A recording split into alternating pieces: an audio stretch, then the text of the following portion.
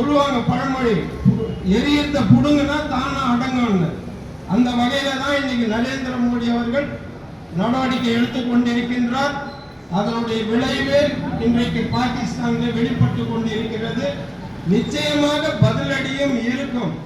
எங்கெங்கெல்லாம் தீவிரவாதிகளோட சென்டர்கள் இருக்கோ இதுக்கு முன்னாடியே அடித்து இருக்கிறோம் சர்ஜிக்கல் ஸ்ட்ரைக். அதே மாதிரி இந்த வாட்டியும் சர்ஜிக்கல் ஸ்ட்ரைக் நடக்கும்.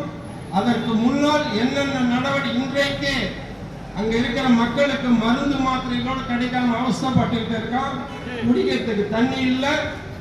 நேற்று ஒரு நியூஸ்ல பார்த்தேன், ஒரு அரிசி லாரி வந்து நிற்கிது, 1000 பேர் சுத்திகள் போராடுறாங்க அரிசிக்கு. ஏன்னா உணவு அவ்வளவு பஞ்சமாயி போச்சு.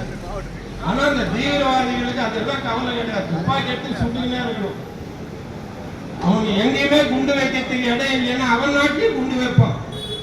இதுதான் அவனோட புத்தி.